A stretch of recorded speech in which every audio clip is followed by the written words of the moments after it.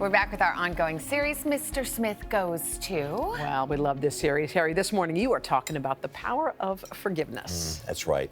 By now, we've all seen that powerful moment in a Texas courtroom when a young man chose to forgive the woman who killed his brother.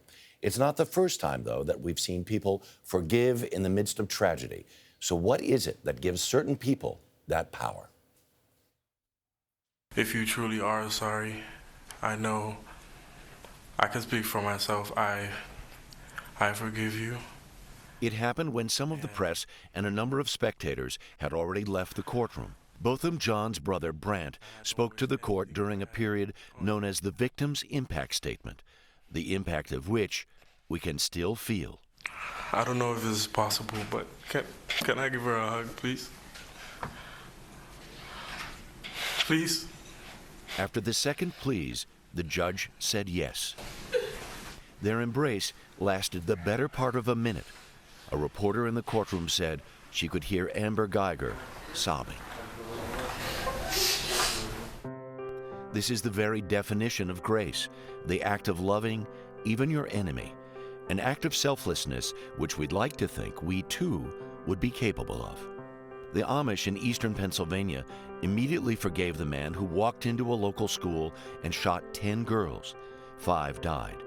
They even attended his funeral and vowed to help his widow. Sikhs in Wisconsin reacted similarly when a white supremacist entered their temple, killing 6 and wounding 4. Their message? Forgiveness and peace.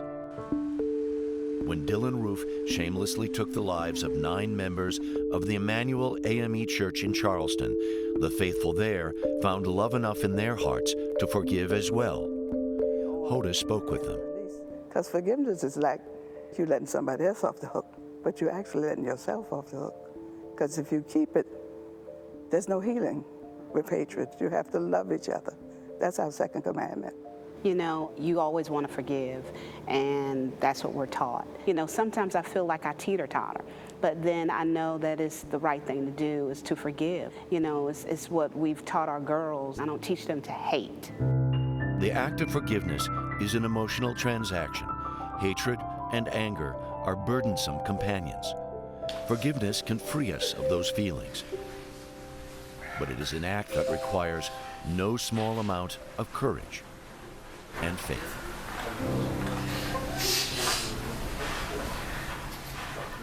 So can I tell you a story? Yes. I'm in church years ago. Sermon is about the Lord's Prayer. And there's a portion in the Lord's Prayer where it says, forgive us our trespasses as we forgive those who trespass against us. And the guy says, think about that for a second. Is there someone in your life for whom you just have this Jones, this thing that person just drives you nuts? You need to let that go. Yeah. So I said in the corporate prayer, I did it. I did this thing. Yeah. I hadn't seen the guy in years. I ran into him in the street like the next day. Oh. Right? Wow. And it was just I thought, there's some serious message in this whole idea that you release something in yourself when you give that up. So for those people that we've seen do this, it's a transaction, as I said in the piece. Right? It's a two-way street.